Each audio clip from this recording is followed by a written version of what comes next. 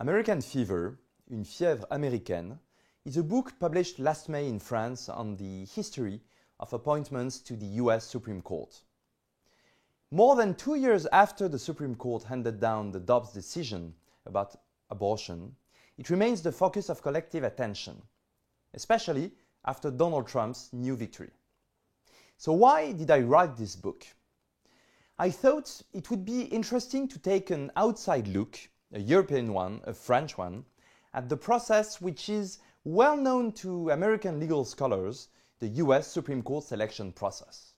For 7 years, I have been working on the transcripts of the hearings organized before the Senate Judiciary Committee since 1925 and systematically since 1955.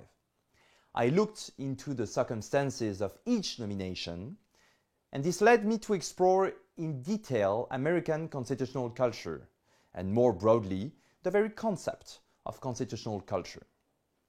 The big question was how justices are chosen at each generation, and what does it tell us about American legal culture?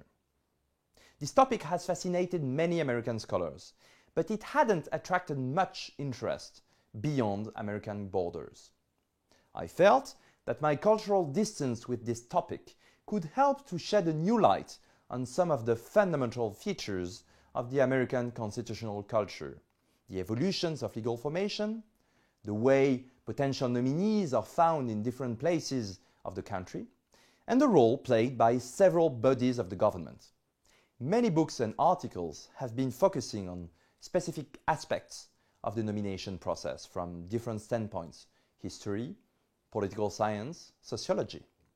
Most of them take a quantitative approach. Some adopt a qualitative approach. My aim was to combine those different approaches. The first part of the book is an institutional and historical inquiry. I focus on the President and the Senate, on public opinion, on the press, and lobbying groups. I argue that the involvement of public opinion in the process has increased the fever surrounding it. As time goes by, the US Supreme Court is perceived more and more as a representative body. That raises a number of issues that I try to address in the second part of the book. In its final part, I offer a qualitative analysis of the exchanges between nominees and senators during the hearings.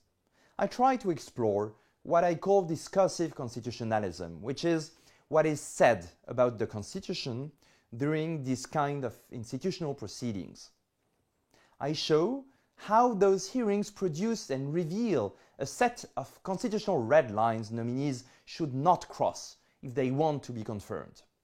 I also try to identify argumentative resources used by the nominees and the senators, appealing to the heart on the one hand and to reason on the other hand. As such, the book stands at the intersection of law, history, and political science.